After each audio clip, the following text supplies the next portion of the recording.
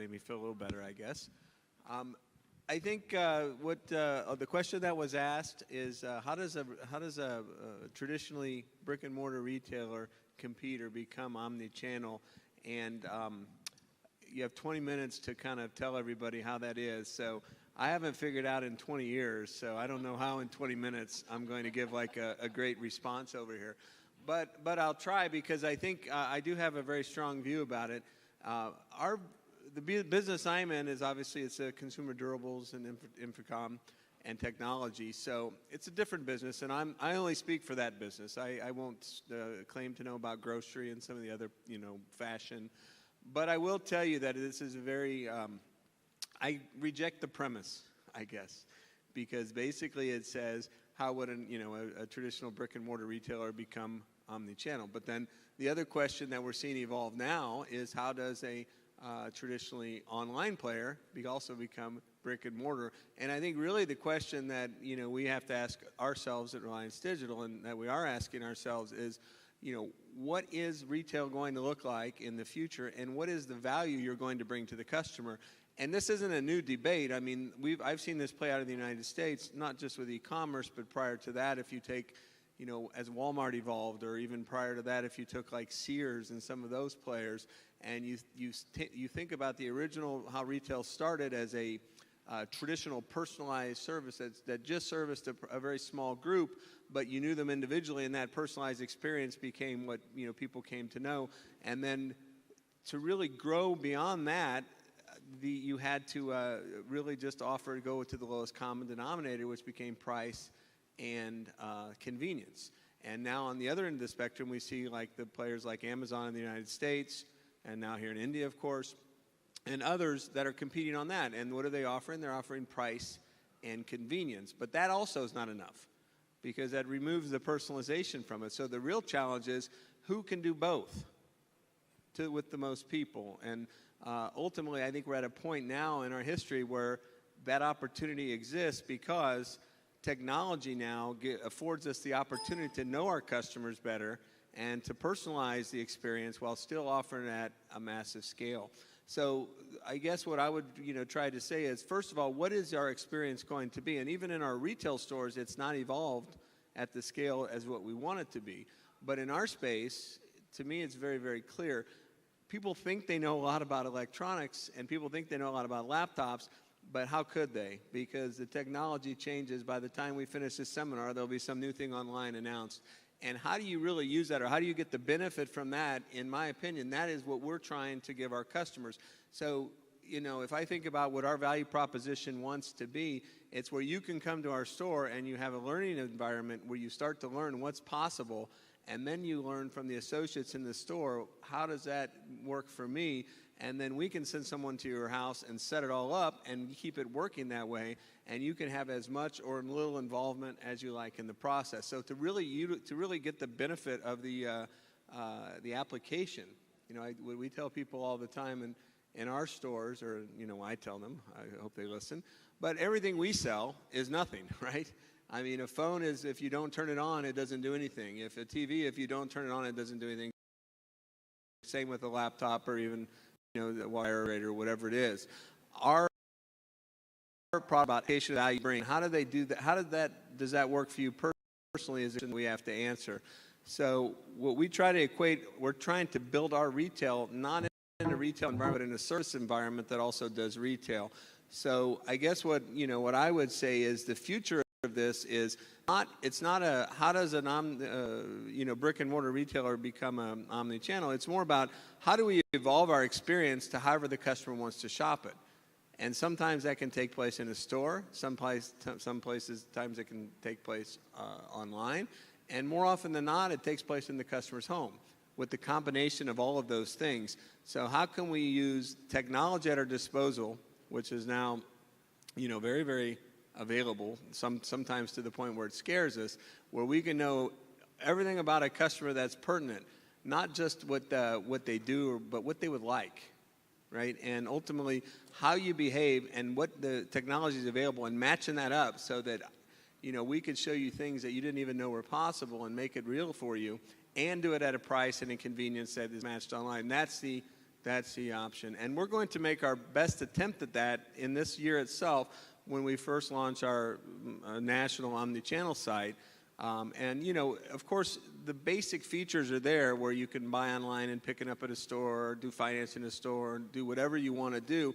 But really, the pursuit that we're undertaking, and not just online, I mean, like I said, we have not managed this even in our stores. The pursuit that we're undertaking is how do we get what's right for you, and how do we show you that you don't know as much as you think, because we want to enlighten your future or to bring you into the newer technologies so that it works for you, because you don't need to know everything about a TV, or you don't need to know everything about a phone, but you do need to know the 3 or 4 dozen things that are most important to you and that will be important. Now, the reality is that's different for every person. So what I would put to the group also is, yes, we're going to do that. We're going to perfect our value proposition. We're going to launch an omni-channel site. We have our in-home service and IT technicians rescue that brings it all together. And we're going to clearly try to execute our value proposition, which is personalizing technology at a scale. Okay, giving you that small shop experience that you may have had, or the doctor's shop experience where you go to a doctor that you get to know, or dentist or hairdresser or whatever it is, giving you that same level of experience and personalization in the store, and then we want to extend that umbrella online to everybody, and we can do it through our in-home service. Now, that's our plan. My question would be, how does Amazon or Flipkart, how are they going to compete against that? I think they have the tougher job. This is maybe a little optimistic, right? But I believe that. I mean, and you know, obviously I wouldn't be doing this if I didn't. Because every time I go home to see my parents or my kids, or everybody always tells me the same thing. Every new hire session I do, every time the same question: how are you going to compete online? And my question is always, how's online going to compete against us? Because I think that online has played its game, but they now have to figure out that price and selection and convenience is not enough in this type of space, and they also are going to have to deliver a better experience if they want to be able to compete in the long term for our customers. And ultimately, that's how I see it. So I think that was much less than 20 minutes. So we figured it out in just 10 minutes, maybe, or 15 minutes. But we're a little pressed for time. So thank you for your attention, and I really do appreciate it. Sure. Thank you very much, Brian. Dinaz, I'll come to you. Now, Dinaz has done some wonderful work as the Executive Vice President of DLF Luxury Malls. Having put us with our first tryst with luxury was with DLF Emporio, and now they have done more recent times Chanakya, the mall, which is, again, a very boutique, but a very upmarket luxury mall that they have done. So tell us a little more about Chanakya, Dinaz. And also, I mean, you know, having done DLF Emporio, which was a large format luxury mall in India, to bringing it to a point of Chanakya now, which is, again, very high luxury, but at the same time very neighborhood, very small boutique, but very cozy at the same time. You know, how does it work? How do you perceive at DLF the luxury market in India? And how do you sort of, these malls have been designed and thought through from a customer point of view? You're right, DLF Emporio was India's first tryst with formal luxury in a retail format. So yes, from there to evolve to Chanakya was a long journey. It's taken us 9 years. But I'm happy that it opened at the right time, because last 2 years have been in a state of flux, you know, with all the policy changes that have happened. But now is the right time for the mall to open. And you're right, it's very boutique, very intimate, and very contemporary luxury. So when we were planning Emporio, it was in a different league. We was doing it for the very first time. So there was nothing to compare it to. There were no benchmarks. We knew what we wanted. We went out and we achieved it. 9 years later, when it comes to Chanakya, there was a lot of thought process, a lot of learnings that happened. But one key critical difference between Emporio and Chanakya, I keep saying, Emporio was a created location and a destination. Chanakya is a natural destination. You use the word neighborhood, but when the neighborhood is right, we like being a neighborhood mall, yes. And the difference between Emporio and Chanakya, Emporio was pure luxury, and it was supplemented by 2 additional malls. We had Promenade right next to it, which sort of feeds into the premium bridge to luxury brands, and had the cinema and had the entertainment and the food courts, et cetera, et cetera. But Chanakya being boutique in its concept, and we don't use the word mall with it, we call it a curated collection of brands, we needed to still make sure that it was a complete experience. So the differentiators are the entire lower ground, where we worked so hard on creating the food retail and food experience. It's unique to the country. It's 20,000 square feet of space, which is dedicated purely to food retail and food. We have a restaurant that serves 17 cuisines, everything from Vietnamese to Korean to, so the Oriental itself has about 8 cuisines out of that. And we have Mexican, Italian, everything. Besides which, we have food hall, which is integrated. So it's a seamless experience. You can dine in for Mexican, you can pick up your Mexican cuisine recipe ingredients from food hall and go home. We also have a very high energy bar that goes live soon. So that was the lower ground. Then we have the pure luxury retail, which we talk about, which is Chanel, we have Hermes, we have Valentino, Brunello Cucinelli, all these kind of brands existing. And our second floor is more eclectic. Our second floor is almost a mix of bridge to luxury, as well as some of the brands that you may find in the Promenade lower ground floor, I mean, like all the cosmetic brands. So you have Nykaa Luxe, you have Ted Baker, you have Thomas Pink, you have Nico Bar with a cafe attached to it, Cafe Nico. So it's by itself a complete body despite being more boutique. And we have the cinemas right on top. We have 3 auditoriums on top. So it's a complete being by itself without needing the adjacency of a promenade or an ambience. And that is very, very clever planning, because despite its size, it still is a complete experience. We also ensured that between Emporio and Chanakya, there's no cannibalization, and both have their distinct identities. So Emporio continues to remain a wedding destination mall with the Indian couture brand sitting there. Chanakya is your neighborhood, the luxury neighborhood brand presence right there, as well as it's also the go-to place 2-3 times in a week if you need to. With all the embassies around you, it's also a great gifting destination. So you have brands like Janvi sitting there, which become a great gifting option for when you're traveling out. Sure. And I think we ate quite a few of those. If you can probably, ramp up the whole expansion for luxury malls in India, and not just in India, I did it in Mumbai. So, Mumbai is coming along, not with DLF now, but there are certain malls being planned. You know that there is a Reliance project and Make a Mac City project that's coming up. But India needs to grow as a destination. So we are very happy talking about those malls as well, not just remaining exclusive to DLF, because when a brand comes into the country, they need that bandwidth to expand. Just one store in one city of a country like India is not profitable. So it helps when you have more such developments coming up. Sure. Thanks, Dinaz. I'm going to jump to Mr. Syal first, who's under Bharti Realty. They are putting up one of the very big malls, which is over 1 million square feet.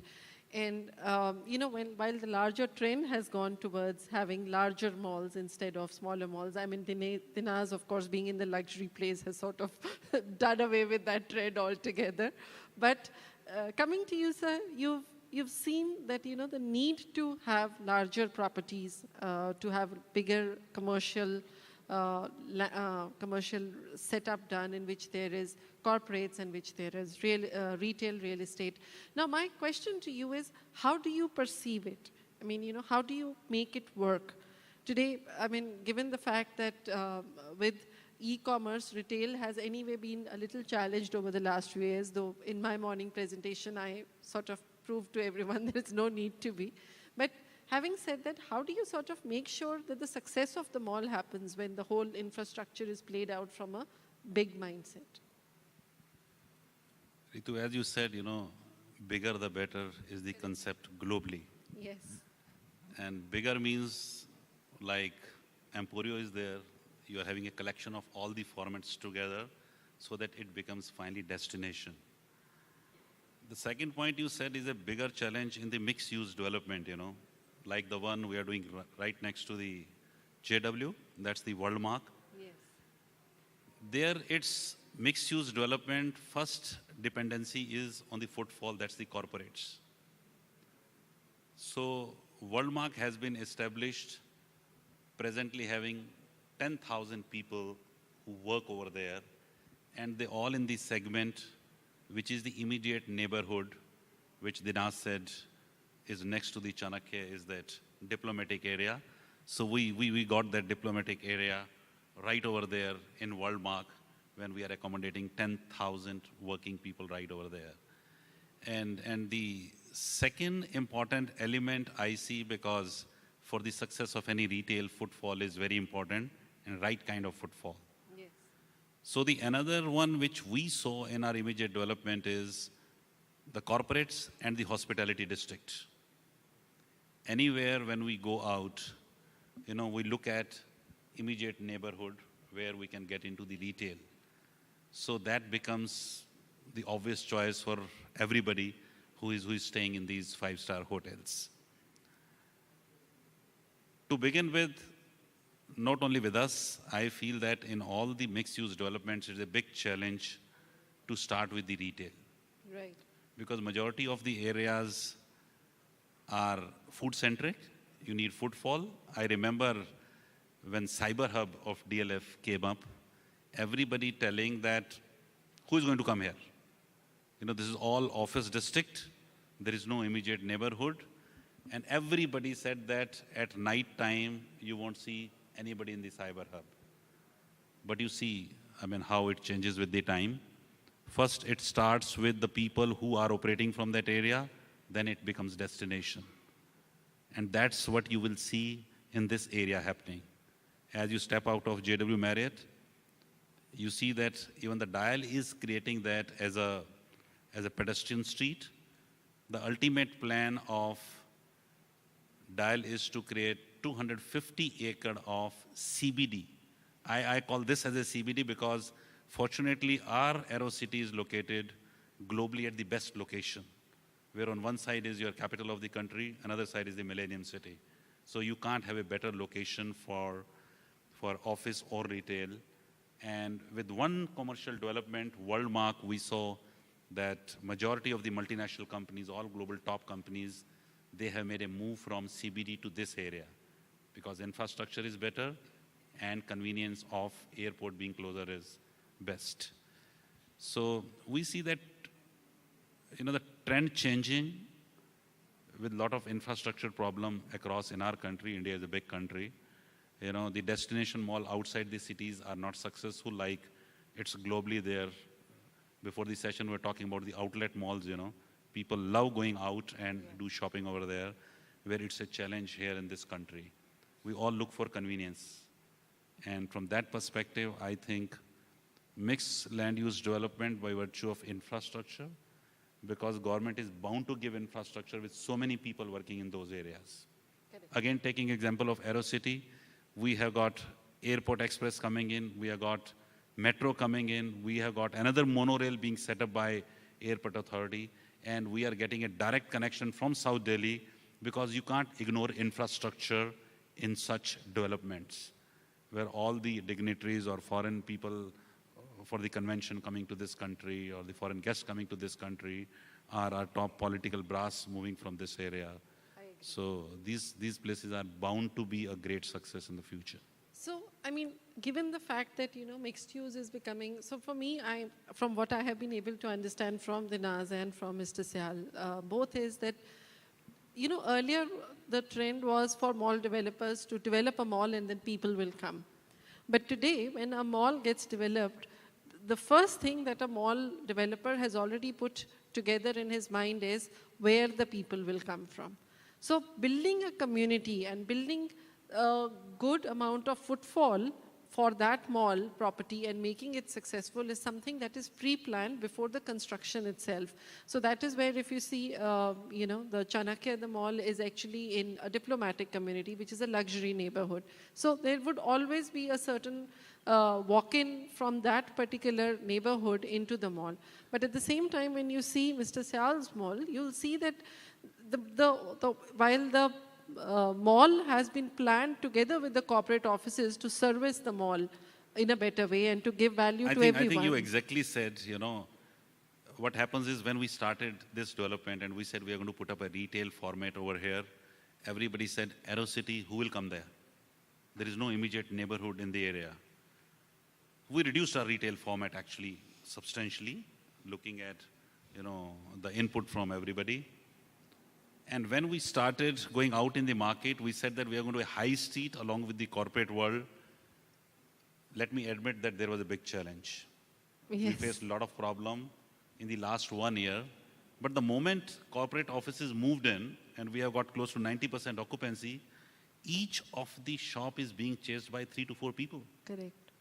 Now we are in the selection mode that I need him, I need you, So I think that's how it happens globally.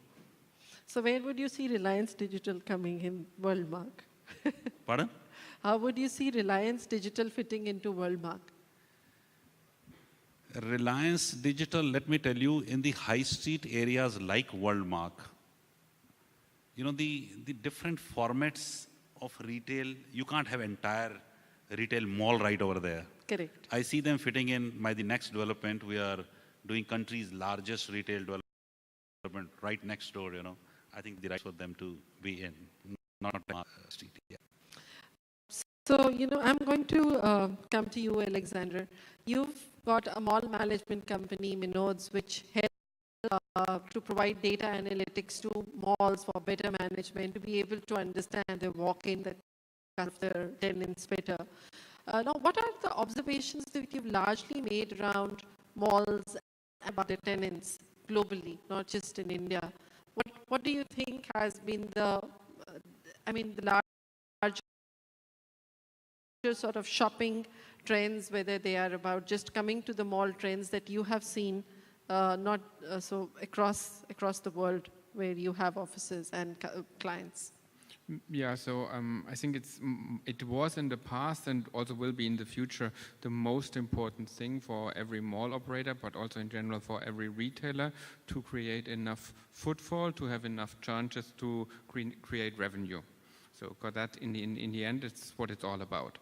But to be able to guide and to also lead the footfall better, the situation has changed quite dramatically. So in the past, so in the early days when the first malls opened here in India, so when in Europe we didn't have that many malls, so it was the case that the footfall was automatically coming. So due to the fact it was new, you have plenty of opportunities, but the situation changes. So also here in India, kind of every month, every quarter at least, more and more malls are opening, so competition is getting tougher. So this is with respect to malls. With respect to retail formats in the city, it's the same. And also online is becoming more and more kind of important for everybody. So therefore, the crucial thing that we realized also, especially in the US and in Europe, is that mall operators realize they need to understand so the people they are attracting, so the consumers, much better. So in the past, kind of it was good enough to build a nice mall, do a good job with the initial set of brands that you bring in, and then you are done, kind of. So nowadays, it's much more work, so you need to constantly support your tenants to help them to increase the footfall. And therefore, also technologies needs to be and can be used to understand the behavior of consumers, because there have been in retail a lot of things everybody believed because everybody was telling, but in the past some things couldn't be proven. So for example, in Germany, everybody said in a department store or a mall, with every floor that you have, you lose 50% of the footfall.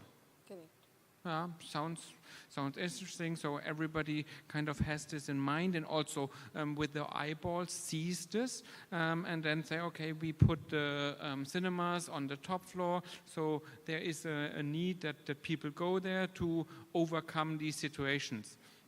But it's all based on gut feelings, little observations, and nowadays, especially also with the, I wouldn't call it competition, with the additional opportunities for consumers of online, we need to really take also this to base our decisions on data, on facts, and not only on our gut feeling. And this is one of the crucial and key trends, that making use of technology, making use of data to guide precisely and targeted the audiences that are interested in.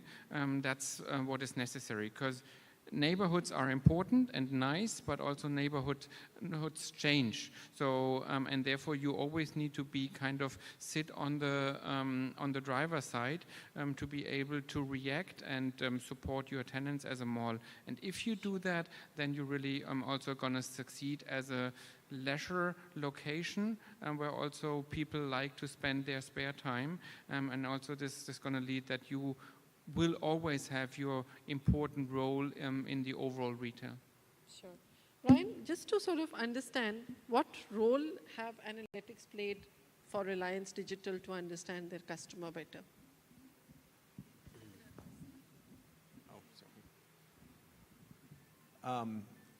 I mean, I've been in retail for 30 years, so analytics is, I think, what he was saying is right. Is so long we have this preconditioned set of thoughts about how customers behave or what we were so sure is right, and then the more we get to know the customer and the more we understand their patterns and how they move, and we have better analytics, the more we realize a lot of those assumptions are absolutely incorrect, and by making a few changes here and there, it can make a big impact to online.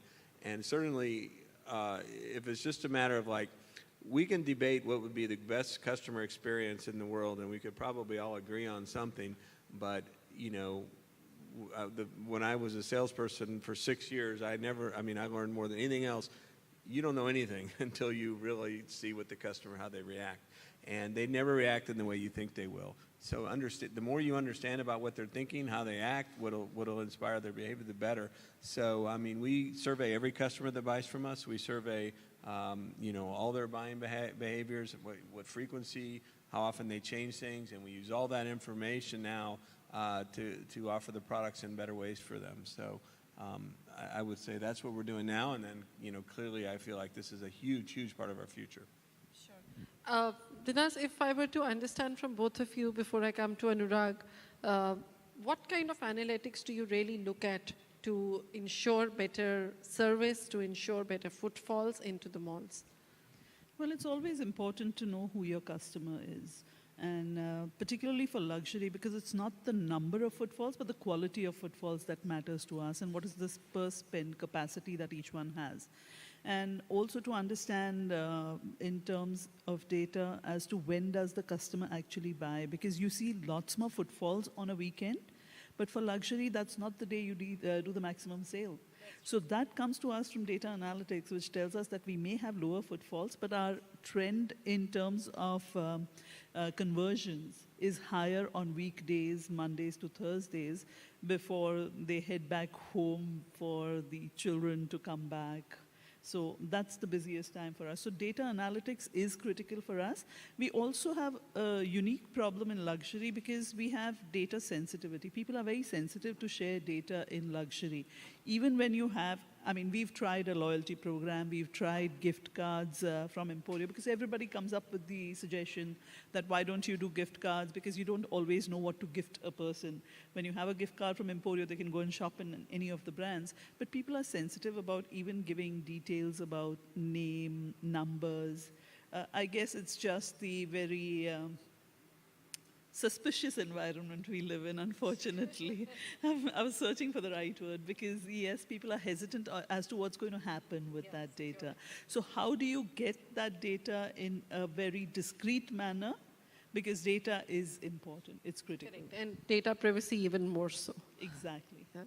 So, Mr. Syal, any kind of analytics that you sort of deploy in the mall just to understand your customers and tenants' customers I think what better? Dinaj said is perfectly, right, that there are no actually data available to support saying that in this country we have done something which may lead to, a better way of putting your format or which will help you to improve on the retail. It's really difficult to analyze, I mean, we may keep on saying we may get a lot of data, but to analyze that data and see that they are the real customers, it's a big challenge,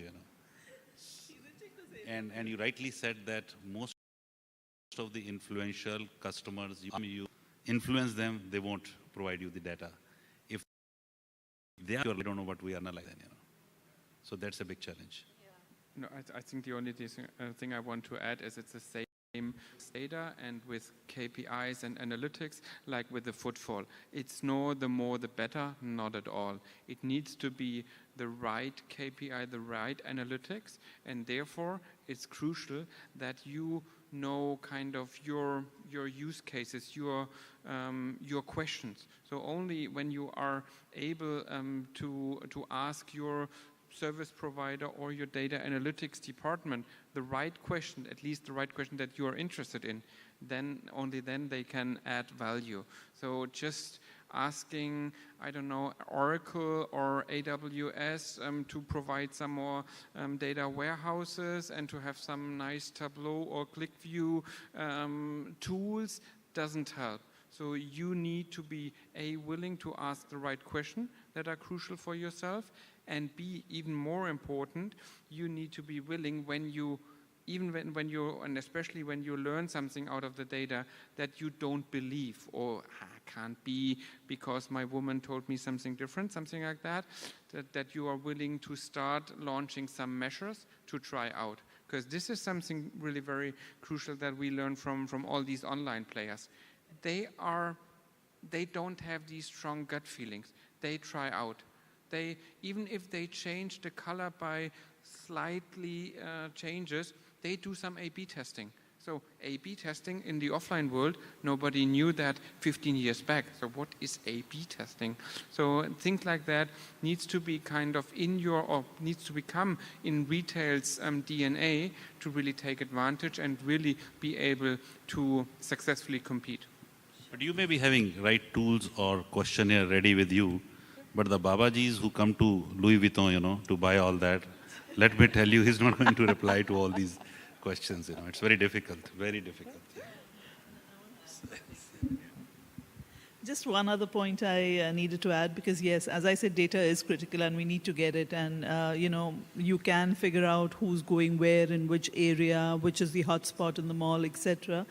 But whether they've actually purchased, for us, that's critical to understand, because as I said, for us, it's the quality of the footfall that's important. So to get that kind of data is very relevant. And even when we've tried, and when you talk about testing out things, even when we are doing our various marketing campaigns and events, it's targeted at a particular customer that we think is our customer.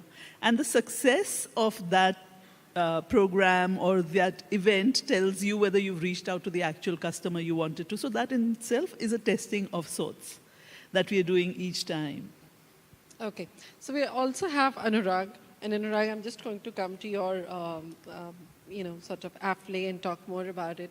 So first of all, they've developed this unique technology, which is really to understand and to map stores in a manner with the geo-tracking to understand where the product that you're looking for in its true form, in its true model, or size, I could say, is really lying. And I think that's a unique technology which is much needed today, because if you're actually going to go all the way to make a trip to the mall, you at least better be sure that the product that you're looking to at least pinpointedly reach out in the mall is there. So I think that's a great resonance that you have with the mall-going customer to understand that the product that is actually his desire to purchase is already there. So if you can just tell us a little more about the technology. Yeah. So I think, the important thing, like you mentioned right now, that it's very important to know where, let's say, where all the customer went in my mall, but did they actually make a purchase, right? So I think it enables all of that, and all of that today in today's technology with the kind of analytics, etc., that is there is very much possible. What we are doing as a solution is essentially telling, and everybody's spoken about omni-channel since the morning, but how should one implement omni-channel is a very important question. Typically with omni-channel, you say that, okay, I'm going to complement my offline store network with an online presence, and I set up a parallel infrastructure for that. So I'd go out there and put up a warehouse, let's say for the northern region, warehouse for the eastern region, and so on, and then service or run my omni-channel experience from there. What we are trying to say is that, look, if you're a 100-store network or even a 1,000-store network, you already have such a wide presence of your warehouses, because every store essentially becomes a warehouse. And what we are saying is that you dip into that particular store's POS inventory at this point of time and use the product catalog that you have centrally to show what is available at what store right now. So essentially, that's what we do. And from a geolocation perspective, what we're doing is that, so let's say if I was Nike, I could launch a new app called Nike Near Me. The moment I fire up the app, I see 5 stores of Nike that are near me. I can go into one of the stores and see exactly the product sizes, what they have right now, and then go out there and shop. So essentially, what happens is that today, most of retail stores or even malls lose out, and Brian was mentioning about convenience and price. So price, I would argue, is that in many product categories, you will notice that the offline pricing is better than what you get online. Because online, you're getting the marquee products which get customers there on deep discounts, but not everything is like that. Especially if I talk about electronics and so on, you today will be easily able to get a better deal trying to buy a TV or a fridge from the offline store than you ever will online. And if you see the way online stores are also implementing large electronic purchase is through stores, because it's not feasible to ship a product from a warehouse, even if it is at a regional level. So, I think what we need to realize is that the way online commerce is designed to be today is not optimal. And with a offline store network and running of your offline store network is the way you need to do it. But the first and foremost battle is giving discovery. Today, if I go search online for a TV, I only get an ad from Amazon, Flipkart, and so on. I don't see a store which has the product at a better price 1 kilometer away from me. Right? I think that's the beauty of the discovery that we need to bring to malls and to retail stores. And that's the core of what we're trying to do. Sure. So you okay. As well, I think right. it's fine. Okay.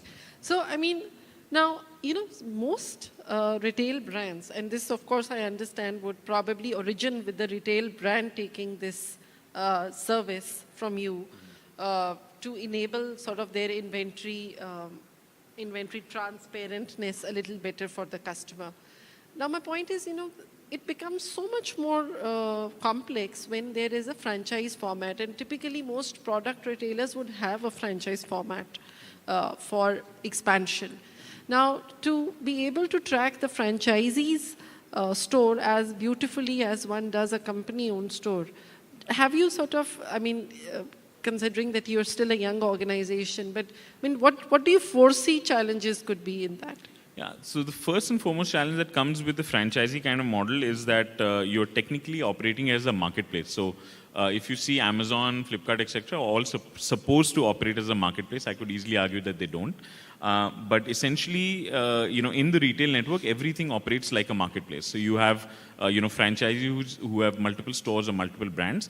So you have to make sure that any omni-channel solution that you're going for actually factors that inherently, which means that if I have, I am the brand owner and I have appointed, let's say, 5 distributors who then have further 3 stores each, when I'm enabling an online transaction between them, how is it taking place? Is the franchisee get any directly into their account or giving to yours, and then you're doing an offline payment to them separately, right? Now, if you were to do that, it would be a nightmare scenario which you'd never be able to handle. In this case, because the order takes place and you're buying from, technically speaking, the retail POS of that store, you already take care of these situations, inherently. So the payment goes to the franchisee owner, doesn't come to the brand owner, and so on. The brand owner can make deductions of their margins, etc. There. And I think one thing I'd like to add here is that it also complements the way malls operate today.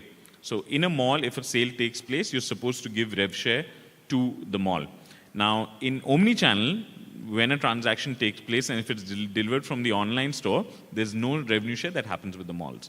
In this case, because it takes place from the POS system of this, of that particular store in that mall, it automatically, without even requiring an agreement, automatically gets taken care of by the standard agreements that you have in place. So do you think malls can actually enable this technology instead of, so much, so there is always an influencer. And do you think that the mall could be an influencer for, so just to sort of come to this, do you have any data captured to say, okay, that X number of customers typically in a month would have come for a certain thing and could not buy the certain thing because of an availability issue? So I think everybody believes this, but to prove that this is the reason, that's very hard, and therefore you need to integrate, but also to combine more technologies, because also this is often with respect to the one or the other service provider that are talking to mall operators, but also to retailers, the mistake they are making, they're kind of competing. So in the end, we need to all cooperate. And we need to combine also the data sources, because more than right that there is enough data available, but we all can enrich this only and take the learnings out of it by combining and also integrating the POS data and all that. So there is no single source of technology that delivers all the insights. So, but that's also the advantage, and so that still we as human beings will be needed really to take the final decisions. Technology only can support, but when this is kind of integrated, we see that at least the situation as it was in the past can be improved by combining these things and offering an overall and, let's say, cross-channel approach to combine the possibilities. Okay, sorry, I just wanted to add something, because your question was whether a mall would also do it vis-a-vis would the brand do it. I think it's always better for the brand to do it than the mall, because the mall is not in this for altruistic purposes. The mall is in it for what's in it for us.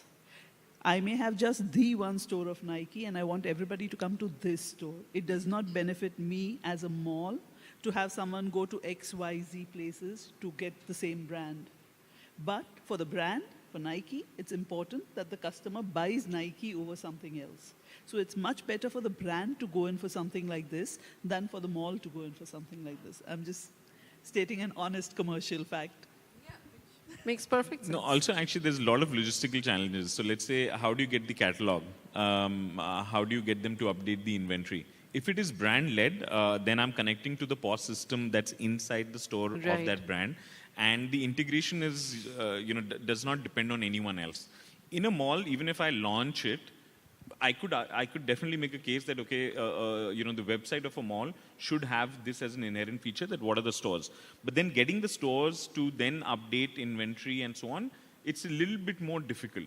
But can it be done? For sure it can be done. I think a related topic here, what I wanted to mention was that from a mall's perspective, adoption of technology is critical. So when we're talking about, let's say, retail, right, the way it is not good enough. Right. There is one side which not our expertise, which is the in-store experience and so on. So like when you launch a new mall like Chanakya, it's an experience where you want to participate, right? And that is the inherent beauty of retail commerce that's going to live on for a very long time. If you get that wrong, obviously there's nothing that can fix it. But then once you've got that right, there have to be enhancers. So you have to have like the ability to be able to tell that, okay, how many people came into the store but did not find what you were looking for? Sure. I mean, how many people even, so I think a lot of that is today technology is there, available, just the adoption is not there. And I think not enough people are speaking about it. There is, you talk about omni-channel, but I can tell you that the solutions to implement omni-channel are so complex, and they come from, they too come from an old school technology background, that it is difficult to implement. Correct. The newer age, I think, newer solutions that are kind of coming in will make it much easier for adoption of technology. Are you calling me old? Old school. No, not you at all. No, I'm going to be Mike Hogg, I'm sorry. But I want to give you a live case example, because with Emporio, what we tried to do once was, I was telling you about the gift cards that we created, and we also tried to create a wedding registry. Now, the entire problem, first you get to get all the brands to buy into the concept and to share their inventory, which itself is a big nightmare, because quite a few of the brands have their own websites and they want to do their own online selling. So for them to sit on somebody else's website also becomes a challenge. Two is a bigger challenge of how do you start charging money? Because you are not a banking institution, you are not a retail brand, and therefore how do you charge someone for something that's... So it was a nightmare trying to make it work, and it's still on the anvil. We will make it work someday. And secondly, only 1-3% of the retailers pre-decide that today I want to buy Nike Air shoe, Otherwise, most of us go there in the retail. Believe you me, today most customers are actually pre-decided, because they look at the internet and decide that this is the product I want. So very quickly, I'll give you an example that I wanted to buy a refrigerator last month. I went to Amazon. I was totally baffled how to buy one. I went to Flipkart, further baffled. The only somewhere when I got an answer was at Chroma. When I went to their e-site, because they have designed the Chroma e-site from a perspective of understanding the customer, how he buys a fridge. So they had, what is the size? First, go measure the size of the place where you're looking to put up the fridge. Then, what are you looking for, capacity or... But still you went to the shop and bought that? No, but so they said, and every step of the way I was looking, they said that you can just call us wherever you're getting stuck. So I called this person, and he said that, look, I think this model will work best for you. I can send it to you, but if you still want to come and have a check, just come and check it, and then you need to do nothing. Don't even pay. So I thought it understood me, and that is how I was able to buy from Chroma. I eventually went and bought it from the store, but I thought they were, every step of the way, they were with me. Honestly, he was right when he said that it is a difficult purchase. A TV, a refrigerator, a white good is very difficult to purchase online, because there's so many features you want to experiment with. So you're from 1-3%, out of 1-3%. I mean, could be, but I mean, honestly, I felt I could not make an outright digital purchase of it, like I can do for clothes. I think one stat here, that it is very much like 2-3% maybe the reality of today, that people who've pre-decided. But again, in absence of hardcore data, you cannot say whether it is 2 or 30. But overall, if we see as a percentage of commerce, if I see that, okay, by 2020, retail will be 7%, so e-commerce will be 7% of overall retail, small number. But it will be 26% of organized retail, right? And if, so the only thing is that giving an option to consumers to shop, say the product, you could call somebody, get advice, and get sold if this happened.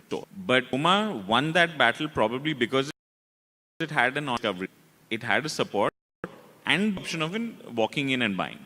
So, for me, this is omni-channel. Of course. Yeah. And it's a Tata company, so you can't go wrong with trust there. So. I just want to make one additional comment, because I really like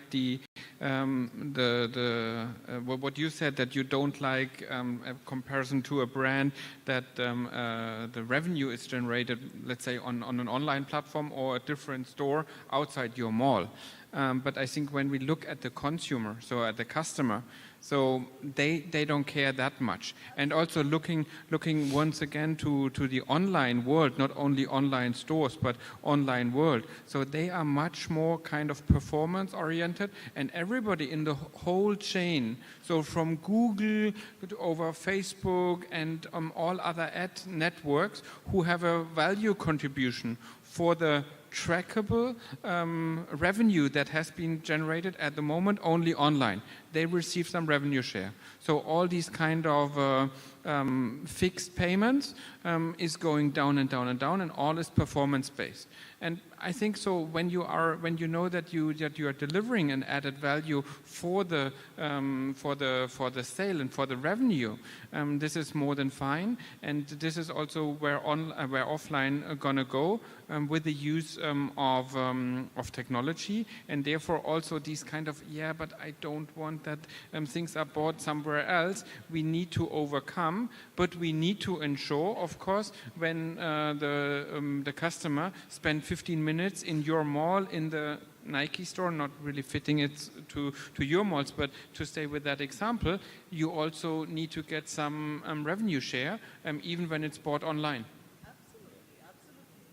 Totally agree with you. That's why I said we ourselves have tried it. We want to make it happen. We also want to be omni-channel, but it's very difficult in today's environment, especially with government regulations, etc. It's like banging your head against a brick wall.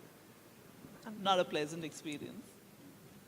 So I think we have an unveiling to do, which Prerna's just sort of indicated to me. So if you'll just go ahead.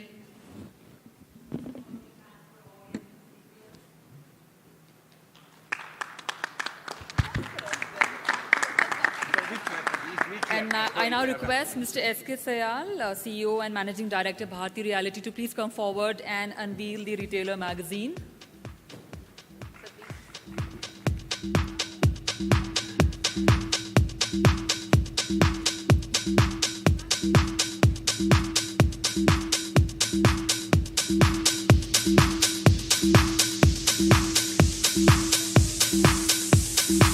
Other signatories to please join as well for the unveiling of Retailer magazine.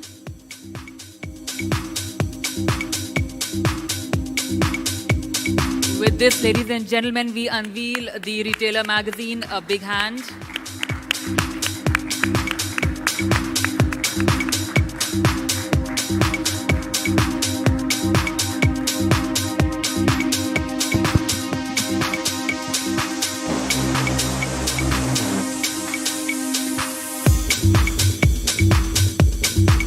Can we have a group photograph with all of you together? Please open the magazine cover.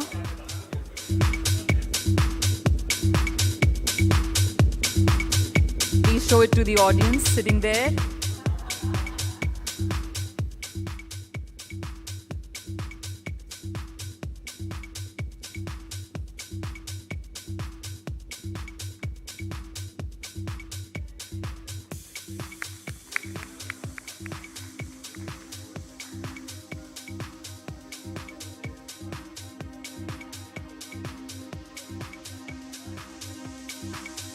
Ladies and gentlemen, please give it up for the Retailer magazine unveiling ceremony.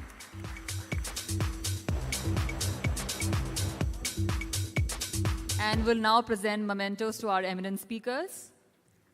Ladies and gentlemen, this session was powered by Eiffel. I request Ms. Maria to please present. Mr. Sayal, please stay back. We would like to present memento to all our eminent speakers.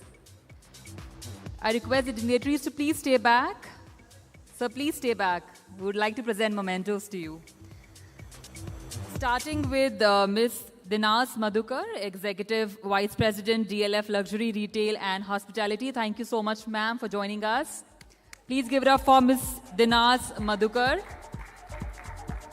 Mr. Anurag Singh, Co-Founder and MD, Eiffel Enterprise. Mr. Anurag Singh. Mr. S.K. Sayal, CEO and Managing Director, Bharti Realty. Mr. S.K. Sayal. Mr. Alexander Kott, Founder and Managing Director, My Notes.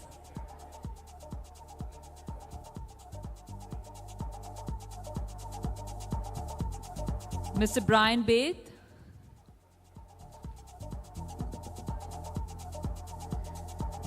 Thank you so much, Ms. Maria. I request Mr. Alexander Kott to please stay back for the next session. Mr. Alexander Kott to please join on stage for the next